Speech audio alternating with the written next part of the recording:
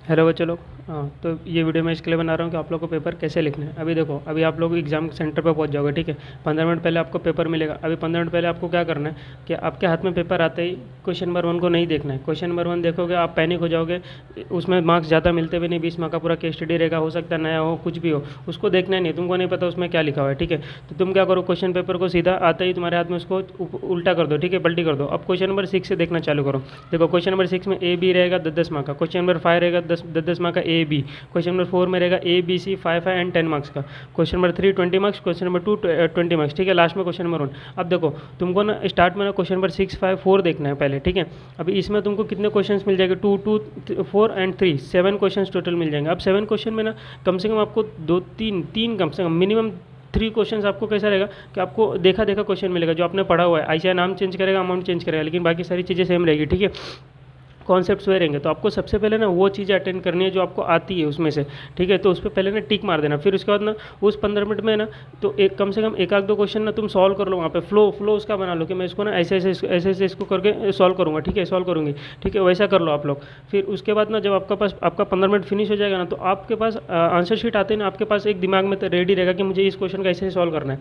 तो आप 1 आवर में क्या करोगे कि जो छोटे छोटे क्वेश्चन है 10 मार्क के 5 मार्क के, वो आप अटेंड कर लोगे। तो आपका कम से कम 20 या 30 मार्क, कम से कम 30 मार्क का टारगेट पकड़ के चलो कि एक घंटे में मैं 30 मार्क कम से कम लिख के अच्छे से कर लो। तो तुम्हारे अंदर ना एक कॉन्फिडेंस जनरेट होगा कि तुम्हारा, हाँ, तुम्हारा अब तुम पास हो सकते हो, आराम से पास हो सकते हो। देखो, पास होने का सोचना ही नहीं है तुमको, जो एग्जामिशन मारने का सोचने का है। तो कम से कम आप स्टार्ट में 1 घंटे 1 डेढ़ घंटे में ना आप इतना कवर कर लो कि आपको आराम से 40 मार्क तो आ जाए, ठीक है। तो वो कैसे होगा, वो ऐसे ही होगा कि आपको सिंपल सिंपल क्वेश्चन पहले सॉल्व कर रहे हैं। सिंपल मतलब जो तुमको आता है, तुमको आता तो सिंपल ही लगेगा ना, जो नहीं आ रहा है वो हार्ड लगेगा, ठीक है। हार्ड वैसे भी कुछ नहीं होता, तुमको सब कॉन्सेप्ट। तो तुम्हारा ना दिमाग खुलेगा जब तुम ये छोटे छोटे क्वेश्चन सॉल्व कर लेगा ना, तुम्हारा दिमाग खुलेगा। अब जब तुम्हारा दिमाग खुलेगा ना और तुम्हारे अंदर कॉन्फिडेंस आएगा ना, तो जो चीज़ें तुमसे नहीं बन रही ना वो भी बनने लग जाएगी। अब क्वेश्चन नंबर 2 डायरेक्ट 20 मार्क्स करेगा, क्वेश्चन नंबर 3 20 मार्क्स करेगा।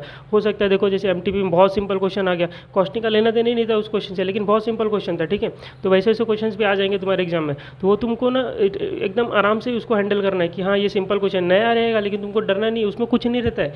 नया रहता है लेकिन उसमें रहता कुछ नहीं है, मतलब चीज़ें वैसे ही सिंपल ही रहती है। तो उसको वैसा करके सोचना है, और वो कॉन्फिडेंस तब जनरेट होगा जो तुम्हारे ऑलरेडी इतने सारे क्वेश्चन हो गए रहेंगे, ठीक है। तो वैसा करना, क्वेश्चन नंबर 1 तो करना ही मत, लास्ट में करना, मतलब करना मतलब तो छोड़ मत देना उसको, एकदम लास्ट में करना। लास्ट में मतलब आधा घंटा उसको कम से कम रखो कि मेरे को पढ़ना है और उसको लिखना है, ठीक है। अभी केसरी का क्वेश्चन कैसे सॉल्व करोगे आप, तो देखो जैसे कोई भी समझ लो, कोई भी मॉडल्स का क्वेश्चन आ गया, ठीक है, business excellence model, balance score card, ठीक है, बिल्डिंग ब्लॉक मॉडल, जो भी मॉडल आ गया, ठीक है। तो उसको क्या करना, पहले तुम्हारे दिमाग में एक थ्योरी रहेगा उसके बारे में कि मैंने इसके बारे में ये चीज़ पढ़ी है, ठीक है। तो अब तुम क्या करोगे, उसको ना रिलेट करो उसमें। पहली बात तो क्वेश्चन नंबर 1 में तुमको या तो सिंगल लाइन क्वेश्चन दे देगा कि इस मॉडल के बारे में बता दो, ठीक है, या तो उसके अंदर A B C D part type करके रहेगा। तो ए बी सी टाइप करके रहेगा ना, A B C D E of, तो उसमें तुमको अच्छा रहेगा कि तुमको मार्क्स बाइफरकेटेड रहेगा, उसमें तुमको पॉइंट्स पूछेगा, तो वो तुम्हारे लिए अच्छा रहेगा कि तुमको वहाँ पे तुम पॉइंट लिख के तुम उसको एक्सप्लेन कर सकते हो, ठीक है। डायरेक्ट क्वेश्चन दिया तो तुमको थोड़ा तकलीफ रहेगा कि क्या लिखूँ अभी मैं, इसके बारे में क्या लिखूँ। तो तुमको ना कॉन्सेप्ट रिलेट करना, जितना थ्योरी तुमको पता ना सब लिख दो उसमें, सब लिख दो, ठीक है। और अंडरलाइन करो, जो मेन लाइन है उसको अंडरलाइन करो। कोई भी आंसर शीट नहीं पढ़ता, उतना टाइम नहीं किसी के पास। तुम खुद का आंसर शीट नहीं पढ़ोगे एक बार तुम्हारा लिखने के बाद। तो इसके लिए ना ऐसा करो कि वो अंडरलाइन वाला पढ़ के आगे चले जाए, तुमको मार्क्स दे के आगे बढ़ जाए। तुमको उसको अपना आंसर पढ़ने देना ही नहीं है, ठीक है। ऐसा ऐसा करना है तुमको कि अंदर घुसने ही मत देना, घर के अंदर घुसने ही मत देना, मतलब उसके आंसर के अंदर घुसने ही मत देना, ठीक है। अंडरलाइन करके आगे बढ़ो, ठीक है, वैसा करो। और जो भी तुम्हारा जैसे समझ लो कोई भी मॉडल पकड़ लो, ठीक है, बैलेंस स्कोर कार्ड है, तो उसमें फाइनेंशियल पर्सपेक्टिव, पैसे के बारे में कितनी बातें लिखी है वहाँ पे, तो वो पूरा वहाँ पे उसके अंदर ठोक दो। फिर उसके बाद कौन सा कस्टमर पर्सपेक्टिव, तो वैसे कस्टमर सेटिस्फाई करने के लिए क्या क्या चीज़ें लिखी, क्वालिटी के ऊपर क्या क्या लिखा, वो सब वहाँ पे डाल दो।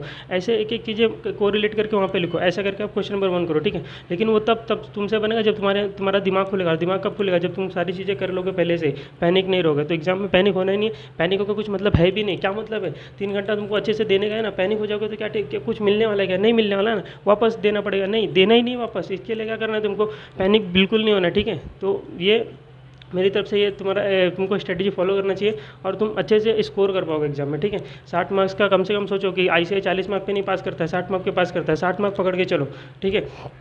तो तुम ज़्यादा स्कोर कर पाओगे। तुम 40 का सोचते हो तो तुम वहीं पे अटक जाते हो, तो ऐसे देते ही नहीं 40 के ऊपर। इसके लिए वो सब मत सोचो, ठीक है।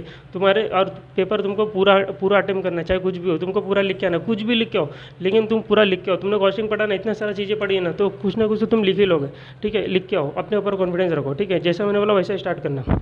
चलो, ऑल द बेस्ट।